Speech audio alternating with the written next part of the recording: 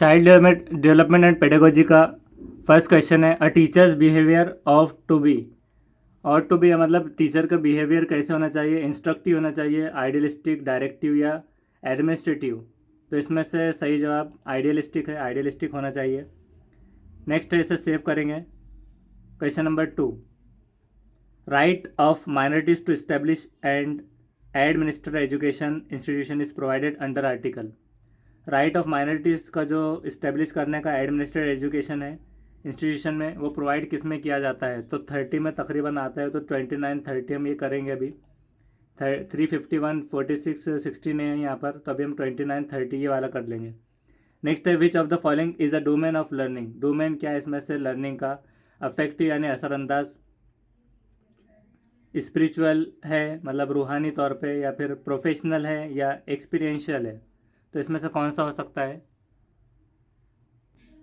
तो फिलहाल हम इसे अफेक्टिव कर देंगे, अफेक्टिव कर देंगे और सेव करेंगे, मतलब असरअंदाज होना चाहिए।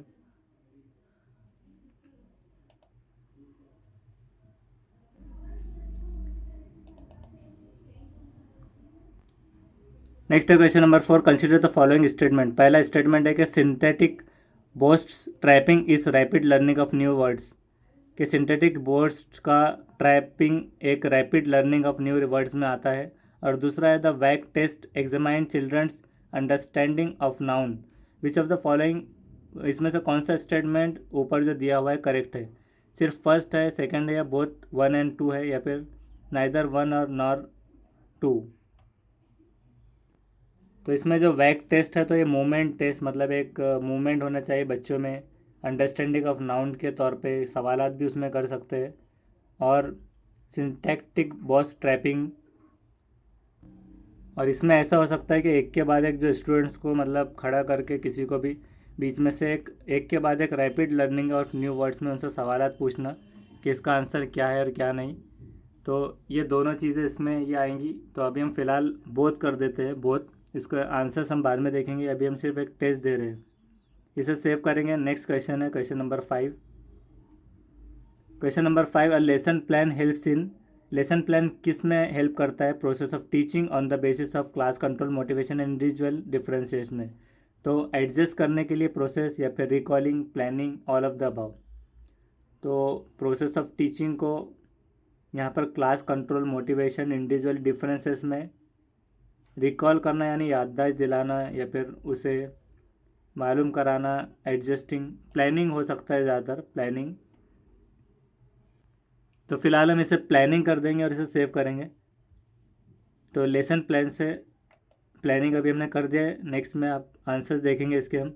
Child development focuses on. Child development किस पर फोकस करता है? ह्यूमंस एज होल, के सारे ह्यूमंस पर, ओनली ह्यूमन बिहेवियर, के सारे ह्यूमन के बिहेवियर पर, only humans growth and development pattern, कि सिर्फ ह्यूमन का ग्रोथ डेवलपमेंट पैटर्न, या फिर ऑल ऑफ द अबव। तो यहाँ पर ग्रोथ और डेवलपमेंट भी आता है, बिहेवियर भी आता है, और सारी मतलब पर्सनैलिटी डेवलपमेंट के हिसाब से भी ये होता है कि टीचर और बच्चों, इसके अंदर फोकस ये करता है कि चाइल्ड सेंटर्ड जो एजुकेशन है अलग अलग तरह से बात ले गई। तो इसे हम ऑल ऑफ द अबव कर देंगे, ऑल ऑफ द अबव करके सेव कर देंगे। नेक्स्ट है, the feeling of shame and pride develops in this stage. शर्म और प्राइड, तो ये प्राउड फील करना, फ़ख्र महसूस करना है, प्राइड की एबिलिटी जो है, ये डेवलप किस स्टेज में आती है? इन्फेंसी जो कि बचपना होता है बहुत, और चाइल्डहुड उसके बाद का पीरियड, एडोलेसेंस जो है 10 से 20 साल का, और अडल्टहुड उसके बाद का पीरियड जो है।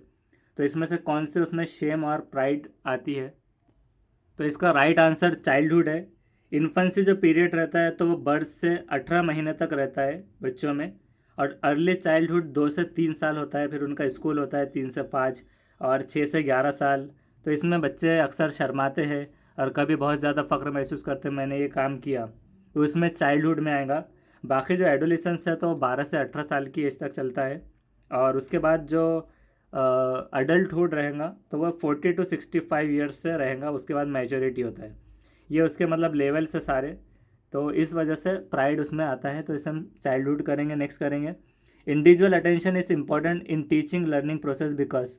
इंडिविजुअल अटेंशन यानी एक इनफरादी तौर पे तवज्जो देना बच्चों पर, ये बहुत इंपॉर्टेंट है टीचिंग लर्निंग प्रोसेस में, क्योंकि learner always learn better in group, कि लर्नर ग्रुप में ज़्यादा अच्छे से सीखते हैं। या फिर दूसरा है कि teacher training programme prescribe it, कि टीचर प्रोग्रामिंग जो ट्रेनिंग प्रोग्राम होता है उसके अंदर ये बताया जाता है। तीसरा है कि it provides better opportunities to the teacher to discipline every learner, कि हर लर्नर पे अलग तरह से डिसिप्लिन बनाने में ये अपॉर्चुनिटी मिलती है टीचर को। और फोर्थ है कि children development at different level and learn differently, कि डेवलपमेंट चिल्ड्रन में अलग अलग होगा और वो अलग अलग तरह से लर्न करेगा डिफरेंटली मैनर में। तो इसको हम फिलहाल फर्स्ट करेंगे कि लर्नर ऑलवेज लर्न करता है बेटर इन ग्रुप, ग्रुप में ज़्यादा अच्छे से सीखता है ये। इसे सेव करेंगे और इसके आंसर्स भी हम बाद में देखेंगे क्या सही क्या है। नेक्स्ट है child performs well in the class must be, एक बच्चा अच्छा परफॉर्म कर रहा है क्लास में तो क्या होना चाहिए?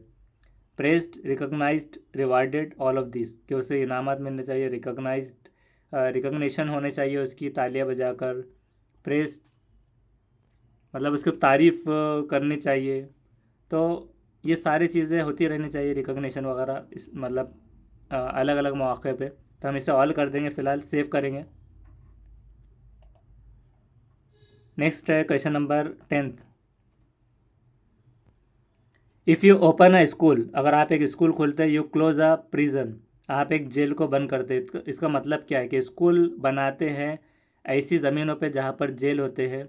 या फिर the spread of education ends crime, spread of education से जुराइम का खात्मा हो जाता है। थर्ड है school children throws stones on the prison building, के जेलों पर स्कूल के बच्चे पथराव करते हैं। और फोर्थ है opening ceremony of school causes much pain, कि जब भी कोई स्कूल खुलता है तो बहुत ज़्यादा तकलीफ होती है। तो यहाँ पर सेकंड रहेगा कि spread of education ends crime, के जैसे एजुकेशन फ़रोग होगा तो जुराइम का खात्मा होता रहेगा। नेक्स्ट है which of one of the following is not an audio visual add, इसमें से ऑडियो विजुअल एड कौन सा नहीं है? फर्स्ट है कि ओवरहेड प्रोजेक्टर, दूसरा है मैग्नेटिक बोर्ड, थर्ड है बुक्स और फोर्थ है टेप रिकॉर्डर्स। तो नॉट ऑडियो विजुअल, ऑडियो मतलब सुनना, ऑडियो विजुअल कि वो सुनाई दे, और विजुअल में दिखाई देना होता है। तो इसमें से कौन सा नहीं है? मैग्नेटिक बोर्ड का इस्तेमाल, बुक्स, ओवरहेड प्रोजेक्टर जो होते हैं इसमें तो दिखाई देता है और सुनाई भी देता है। टेप रिकॉर्डर में सुनाई देता है बस, दिखाई नहीं देता। बुक्स में दिखता भी है। तो ये अलग अलग थोड़ा कन्फ्यूजिंग क्वेश्चन है। तो प्रोजेक्टर जो रहेगा उसके अंदर पिक्चर दिखती है, और मैग्नेटिक बोर्ड यानी ये इस्तेमाल होते हैं अलग अलग, क्योंकि ये कंप्यूटराइज मेथड इसमें इस्तेमाल होते हैं। मैग्नेटिक बोर्ड में भी हो सकता है ये, मैग्नेटिक बोर्ड के अंदर अलग अलग जो किस्म के आते हैं बताने के लिए, मतलब ड्राइंग वगैरह के लिए भी। लेकिन जो टेप रिकॉर्डर है उसमें वॉइस आएंगी, ऑडियो में आएगा अलग से। तो कौन सा ऑडियो विजुअल नहीं है? सिर्फ ऑडियो की अगर बात करें तो टेप रिकॉर्डर है। तो अभी ये कन्फ्यूजिंग है, इसे हम फिलहाल अभी बुक कर देंगे, क्योंकि इसमें आवाज़ सुनाई नहीं देती है। और विजुअल यानी देखने के हिसाब से, जब पढ़ने में तो दिखना होगा, लेकिन अभी फ़िलहाल हम बुक कर देंगे। नेक्स्ट है thumbing through a picture book, identify a wide variety of zoo animal would be good exercise for a child to practice. एक जो पिक्चर बुक है उस पर हाथ रखकर पढ़ाने से आइडेंटिफाई करना वैरायटी जू एनिमल कौन कौन से है, गुड एक्सरसाइज है बच्चों के लिए, कौन सी प्रैक्टिस के लिए? फर्स्ट है ऑपरेशनल थिंकिंग, ऑपरेशनल थिंकिंग के लिए। या फिर दूसरा है ऑब्जेक्ट परमानेंस। या फिर थर्ड है कंजर्वेशन। या फिर फोर्थ है कि assimilation and accommodation of schema. Schema तो अगर हम ऑपरेशनल थिंकिंग अगर देखते हैं तो उसमें कोई एक्टिविटी आ रही है ज़्यादा बड़े पैमाने पर जो साइंस में आती है। ऑब्जेक्ट परमानेंस कोई एक ऑब्जेक्ट की निशानदेही अलग से, और कंजर्वेशन तो नहीं रहेगा, उसको एसिमिलेशन उसकी निशानदेही देखना, उसे समझना, और एकोमोडेशन उसे सीख कर एक दिमाग में बिठाना। स्कीमा यानी कि जो एक स्केच के ज़रिए या फिर जो ड्राइंग है उसके ज़रिए एक जहन नशीन मतलब करना कि किस तरह से उसका आइडेंटिफिकेशन होगा। तो ये इसमें आएगा। तो अभी हम फोर्थ कर देंगे इसे, assimilation and accommodation of schema. और इससे नेक्स्ट करेंगे research has shown that an infants memory of for specific word sounds. Research ने ये कहा है कि जो इन्फेंट्स की मेमोरी होती है कोई एक स्पेसिफिक वर्ड के लिए, वर्ड साउंड्स, तो कैसे साउंड करता है वो, may predispose infants to respond to different situation in the same way, या फिर दूसरा है develop by the age of 2, के दूसरी सेकेंड ईयर से, मतलब उसका दूसरे साल से उसमें डेवलप होगा एज से, या फिर इस genetically controlled for specific language, कि वो जीन जिससे आ रहा है, जो उसकी मतलब घर में पेरेंट्स की जो लैंग्वेज है वो सीखते हैं, उससे कंट्रोल होगा, या फिर fourth develops in the uterus, कि खुद ही उसके मतलब माँ के गोद से ही मतलब आएगा वो, मतलब आने से पहले, बर्थ से पहले ही मतलब डेवलप होकर आएगा, मतलब कोख से होते हुए डेवलप होगा। ये चीज़ इसके अंदर बताई गई, इसमें से कौन सा सही है? Specific language. तो अभी हम फिलहाल थर्ड कर देंगे कि जेनेटिकली कंट्रोल होती है स्पेसिफिक लैंग्वेज के लिए, जैसे मादरी ज़ुबान कहते हैं या फिर वो, तो इसे हम सेव कर देते हैं फिलहाल। The principle of division in education means, division मतलब डिवाइडेशन एजुकेशन में, प्रिंसिपल ऑफ डिवीजन क्या है? डिवीजन ऑफ सब्जेक्ट मैटर है, या डिवीजन ऑफ लेबर है, या डिवीजन ऑफ टाइम है, या फिर ऑल ऑफ द अबाव है? तो इसमें डिवीजन ऑफ सब्जेक्ट मैटर पर रहेगा ये प्रिंसिपल ऑफ डिवीजन, लेबर तो नहीं रहेगा, टाइम का भी नहीं रहेगा डिवीजन, कि सब्जेक्ट मैटर जो सब्जेक्ट पढ़ा रहा है तो डिवीजन उसमें होना चाहिए। तो आपको ऐसे बनाना है, division in education is equals to division of subject matter. Next है question number 15, if a child were 16 and 61 and gets confuse between B and D, this relates to, एक चाइल्ड 16 लिख रहा है और कभी 16 पढ़ता है, मतलब लिखता है, और 61 पढ़ता है 61, और वो कन्फ्यूज़ होता रहता है, तो ये कौन सी बीमारी है? तो ये लर्निंग डिसेबिलिटी होती है उसकी, पढ़ने में दिक्कत, जो कि डिसलेक्सिया की बीमारी में भी आता है। विजुअल इम्पेयरमेंट मतलब वो आँखों से देख नहीं पा रहा, ऐसा नहीं क्योंकि देख रहा है इसलिए लिख रहा है वो।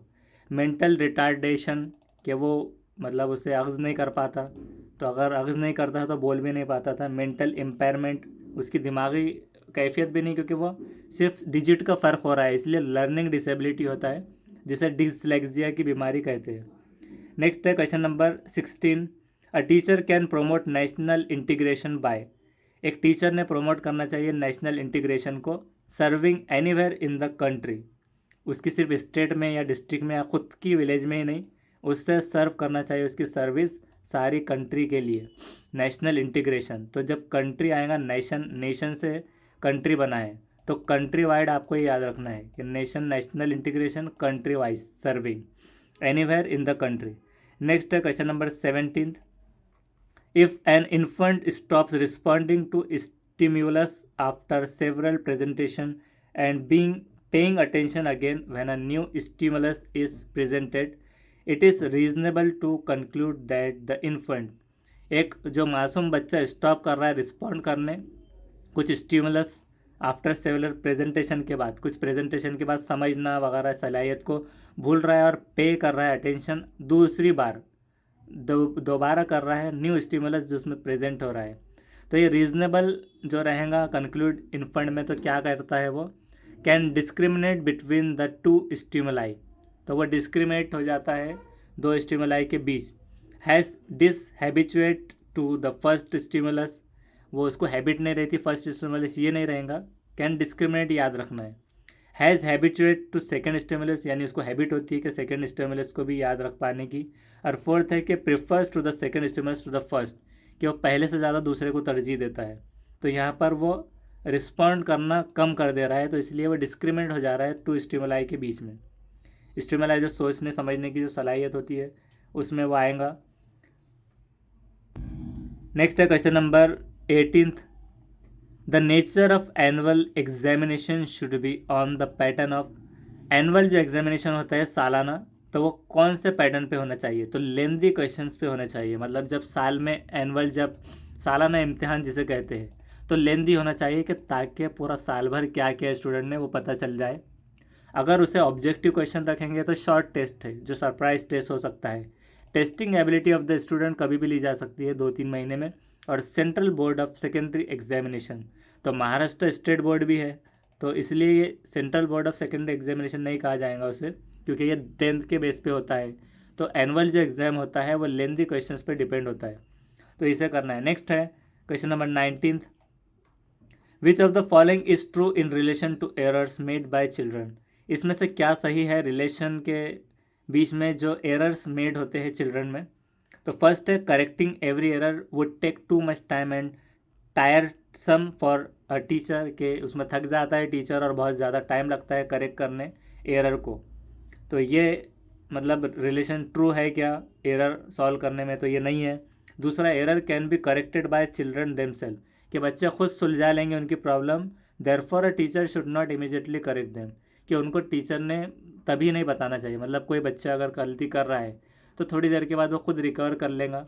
तो ये भी सही नहीं है एरर कम करने का, क्योंकि कुछ कुछ स्टूडेंट नहीं भी कर पाते हैं, उनको हेल्प की ज़रूरत पड़ती है। थर्ड है, if a teacher is not able to correct all errors in the classroom it indicates that the system of teacher education has failed.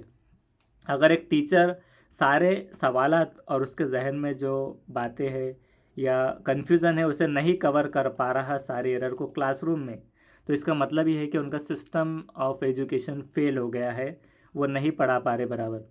और फोर्थ है, teacher should not notice every error otherwise syllabus will not be covered, कि teacher को syllabus पर ध्यान देना चाहिए, कि headmaster को बताने के लिए बस सिलेबस कवर कर दिया जाए और एरर को नज़रअंदाज करते जाया जाए कि पहले सिलेबस अहम है, एरर नहीं। तो ये भी नहीं है, थर्ड वन है। नेक्स्ट है question number 20। School is considered to be second home to children because, जैसे कहते हैं कि बच्चे की पहली दरजगाह माँ की गोद है, तो सेकेंड होम कहा जाता है school. Because like home it also serves a place for learning, तो बच्चे की दरजगाह माँ की गोद की बाद में उसे वहाँ पर भी लर्निंग की फैसिलिटीज़ मिलेंगी। इसका मतलब ये नहीं रहेगा कि like home it also gives enough time to play, कि घर में बच्चे खेलते भी है तो खेलने का टाइम वहाँ मिल रहा है, वो नहीं है। Like home it also provides shelter to children, कि रहने की जगह वहाँ पर रह रहे थे अब स्कूल में आकर रह रहे। और like home it also gives them confectionery items, ये जो कन्फेक्शनरी उनको जो चीज़ें लगती है कुछ कुछ खेलने करने या फिर जो चीज़ें, तो वो चीज़ें वहाँ प्रोवाइड की जाती है, वो भी नहीं है। प्लेस ऑफ लर्निंग है स्कूल। नेक्स्ट है question number 21। Which of the following is an aim of integrated child centred learning with the curriculum? Curriculum मतलब सिलेबस। तो इसमें से चाइल्ड सेंटर्ड लर्निंग कारिकुलम में क्या आता है? इंटीग्रेशन एम तो सारा आता है। Strengthening of motivating among student, के मोटिवेशन करना स्टूडेंट्स को। सेकेंड, प्रोमोट करना discovery and active form of learning, कि प्रोमोट करना डिस्कवरी मतलब जैसा खोज करना डिस्कवरी में जो आता है, active form of learning. And third is responsibility of one's own learning, कि खुद की रिस्पॉन्सिबिलिटी यानी खुद की लर्निंग में। और ऑल ऑफ द अबाव, तो इसका सही जवाब है। नेक्स्ट है क्वेश्चन नंबर 22। ह्यूमन बिहेवियर का मतलब क्या है? Human behaviour, how a person reacts to a given situation, कि एक इंसान कैसे बिहेव कर सकता है, रिएक्ट कैसे करेगा एक सिचुएशन पर, जो भी उसके सामने सिचुएशन आती है उस पर कैसे वो रिएक्ट करेगा। ये नहीं है कि how he behave with poor, गरीब के साथ कैसे करेगा, या फिर एनिमल के साथ कैसे बिहेव करेगा, या फिर स्टूडेंट के साथ कैसे बिहेव करेगा। ये रिएक्ट कैसे करेगा सिचुएशन को, ये ह्यूमन बिहेवियर सिखाता है, उसका मतलब ये है। Next question number 23। Which theory of motivation suggest that the people are motivated to do things because of external reward, कि इसमें से कौन सी मोटिवेशन की थ्योरी सजेस्ट करती है कि पीपल ने मोटिवेटेड रहना चाहिए to do things because external rewards, external जो अलग से उनको रिवार्ड्स मिलते हैं उससे ज़्यादा। तो उसका सही जवाब है इंसेंटिव थ्योरी ऑफ मोटिवेशन है ये, इंसेंटिव थ्योरी ऑफ मोटिवेशन। यहाँ पर ह्यूमनिस्टिक थ्योरी ऑफ मोटिवेशन नहीं आएंगी। ह्यूमनिस्टिक थ्योरी वहाँ पर आएंगी जब मिड डे मील स्कीम होती है, वहाँ पर इंसानियत का पैगाम जाएगा। लेकिन मोटिवेटेड रहना और एक्सटर्नल रिवार्ड करना इंसेंटिव, मतलब जो बोनस पॉइंट्स के तौर पे जो आता है उस तरह। ड्राइव थ्योरी ऑफ मोटिवेशन भी नहीं है, एरोजुअल थ्योरी ऑफ मोटिवेशन भी नहीं है, incentive theory of motivation. Next है question number 24। It considered as the hard to learn process and generates the will in an individual to do something, ये consider किया जाता है कि दिल में लर्निंग प्रोसेस और जनरेट करना और इंडिविजुअल को कुछ करा जाना, एक दिल में एहसास पैदा करना, तो वो होता है मोटिवेशन, हौसला। डेवलपमेंट नहीं है, क्योंकि डेवलपमेंट में बॉडी भी डेवलप होती है। लर्निंग में सीखता है इंसान, उसमें कुछ दिल में इच्छा नहीं आती है कुछ कर दिखाने की। रिकॉग्निशन में सिर्फ अवार्ड मिलता है और हौसला अफजाई होती है। तो मोटिवेशन से ये हौसलों से उड़ान होंगी, इस वजह से ये मोटिवेशन इसमें आएगा। 25 है, all are emotional symptoms of maladjusted persons except, तो यहाँ पर हमें देखना है कि मैलाडजेस्टेड पर्सन क्या होता है सारे सिम्टम्स से एक छोड़कर। तो मैलएडजस्टेड पर्सन में टेम्पर टेंटम भी रहेगा कि वो मतलब जल्दी जो है तो गुस्से में। हाइपर हो जाएगा, गुस्सा आ जाएगा, शॉर्ट टेम्पर भी जिसे कहते हैं। Conflict and unsatisfied state of mind रहेगा कि मतलब कॉन्फ्लिक्ट रहेगा, confuse unsatisfied state of mind, ये करूँ या वो करूँ, वो करूँ या ये करूँ, ये करते करते फिर उसका ख्याल। नेक्स्ट है हाइपरटेंशन एंड इन्फीरियरिटी कॉम्प्लेक्स कि उसमें हाइपरटेंशन जिससे उसका बीपी लो हो सकता है, हाई हो सकता है, और हाइपरटेंशन लेना और इन्फीरियरिटी कॉम्प्लेक्स मतलब मुश्किलात की बढ़ोतरी। कोऑपरेटिव एंड लविंग नहीं होता है वो पर्सन। तो सारी चीज़ें जिसमें ये पाई जाती है तो उसे कहेंगे मैलएडजस्टेड पर्सन, उसका नाम दिया जाता है कि वो, इसका डेफिनेशन ही है कि वो टेम्पर पर्सन होता है, कॉन्फ्लिक्ट होता है, कंफ्यूज होता है और हाइपरटेंशन लेता है। कोऑपरेटिव और लविंग उसके अंदर नहीं रहता। तो ये चीज़ उसकी खुद डेफिनेशन भी हो गई। Next question number 26, which of the following article of constitution has been affected after notification of the right to free and compulsory education. तो फ्री करना, राइट टू एजुकेशन, RT मतलब जो ई है उसमें फ्री मिलना, मुफ्त में तालीम और कंपलसरी होना चाहिए। ये कॉन्स्टिट्यूशन ऑफ आर्टिकल 22, ये याद रखना है। 21A नहीं है, 46 नहीं है, 52 नहीं है, 22 मतलब डबल टू से आपको याद रखना है। Article human right to free and compulsory मतलब फ्री एक और कंपलसरी दो मतलब डबल टू। इसे आप हिंट के तौर पे याद भी रख सकते हैं। नेक्स्ट है question number 27, an officer from the CEO's office visits your school. Chief executive officer के ऑफिस से आपके स्कूल पर कोई आता है एक officer, as a responsible teacher you will, आप एक रिस्पॉन्सिबल टीचर, एक जिम्मेदार टीचर होने के नाते क्या करेंगे। प्रोसीड ऑन लीव, आप छुट्टी पे चले जाएंगे। दूसरा है not be free with him, आप उससे एकदम यानी फ्री ना होते हुए एटीट्यूड में बात करेंगे। या फिर प्रेज एंड फ्लैटर हिम, कि उसकी तारीफ़ हो कि और उसके पुल बांधेंगे और उसकी मतलब उसको चने के झाड़ पर चढ़ाएंगे मतलब। और फोर्थ है कोऑपरेट विद द हेडमास्टर, कि हेडमास्टर को कोऑपरेट करेंगे, उसकी हेल्प करेंगे मैनेजमेंट संभालने में, ना कि सिर्फ CEO के साथ खड़े हो जाए और कहे हाँ आप सही कर रहे हो, ऐसे मतलब उसको चने के झाड़ पे ना चढ़ा जाए। Next question number 28, the theory similar to Maslow's theory of motivation is. तो मैस्लोस की थेरी ऑफ मोटिवेशन की जैसी ही एक थेरी है जिसे कहेंगे ड्राइव थेरी। तो Maslow's theory is equals to drive theory आपको लिख देना है। सोशल थेरी नहीं है, इंस्ट्रिक्ट थेरी नहीं है, नन ऑफ द अबव भी नहीं है। Drive theory is similar to Maslow's theory. Drive theory attempts to classify, अब ड्राइव थेरी में क्या होता है कि क्लासीफाई होता है psychological drive of an individual, जो कि सिमिलर होता है मैस्लोस थेरी के, जो कहता है hierarchy of needs of individual के बारे में जिसमें कहा गया है। तो ये उसका एक्सप्लेनेशन है। Next question number 29, for change in behaviour of students the most effective way is, के चेंज बिहेवियर में लाने के लिए स्टूडेंट्स के मोस्ट इफेक्टिव वे क्या है।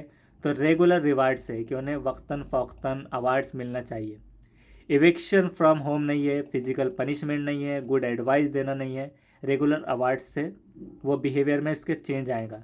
नेक्स्ट है question number 30, the best way specially at primary level, कि प्राइमरी लेवल पे सबसे ज़्यादा बेस्ट वे क्या है to address the learner difficulties of students to use, के सीखना डिफ़िकल्टीज स्टूडेंट में क्या है। तो फर्स्ट है कि a variety of teaching method situated to the disability, कि वैरायटी प्रोवाइड होना टीचिंग मेथड्स में सूटेड टू डिसेबिलिटी, कि उनकी डिसेबिलिटी के हिसाब से उनको वैरायटी मिलना। अगर वो उसे देख नहीं पा रहा बराबर तो उसके कुछ ऐसी चीज़ें मिलना कि जिसमें वो दूसरे तौर पे सीख पाए। जो जो भी डिसेबिलिटीज़ है उसको कवर करते हैं, उसको वैरायटी मिलना सीखने की। एक्सपेंसियन ग्लॉसी सपोर्ट मटेरियल, उसने ऐसा नहीं है कि महंगाई में डाल देना, गरीब माँ बाप भी हो तो। Easy and interesting text books, कि उन्हें ईजी टेक्स्ट बुक्स प्रोवाइड किया जाना, ये भी नहीं है। मतलब ये ज़्यादातर स्टूडेंट ये कर देंगे कि इजी और इंटरेस्टिंग टेक्स्ट बुक्स आना चाहिए। जो उनकी टेक्स्ट बुक्स है जो सिलेबस की है वही टेक्स्ट बुक्स रहेंगी, अलग से नहीं बनाना है। नेक्स्ट है स्टोरी टेलिंग मेथड, कि उन्हें कहानियाँ सुनाते बैठना। तो जो उसमें वो आगे लेवल पे नहीं पहुंच पाएगा। तो वैरायटी होना टीचिंग मेथड्स में, जैसे कि अलग अलग मेथड्स है, कुछ टीचरों ने जो सीढ़ियाँ होती है उस पर बनाया होता है कुछ, जिसे मतलब ऐसा भी होता है कि दरवाज़ा जब खुलता है तो उसमें ड्राइंग होती है कि कितने एंगल पे दरवाज़ा खुल रहा है। और ऐसे मतलब चलते फिरते में हर तरह से इंटरेस्टिंग वे बनाया जाता है। तो ये भी होता है, उसका एक टीचिंग का एक नाम है। तो बहरहाल आप उसकी इन्फॉर्मेशन लीजिए कि उसे टीचिंग को क्या कहते हैं और कमेंट में बताइए। तो उस तरह से वैरायटी मिलना कि चलते फिरते में स्टूडेंट्स की स्टडी हो जाए, दरवाज़ा खुल रहा है तो एक मतलब जो जिसे उर्दू में चांदा कहते हैं लोग और इंग्लिश में डी कहते हैं, तो डी के एग्जैक्टली ऐसा बना होता है। जब दरवाज़ा खुलता है तो उसमें दिखता है कितने डिग्री पे खुल रहा है। स्टूडेंट स्टेप बाय स्टेप जब स्टेप से चढ़ते हैं तो उन्हें जैसे कि टेबल्स लिखे होते हैं, टू टू वन ज़ा टू, टू टू ज़ा फोर, इस तरह से टीचिंग मटेरियल वगैरह बनाए जाते हैं। उसे एक नाम कहते हैं, उसको आपको इन्फॉर्मेशन लेकर कमेंट में बताना है।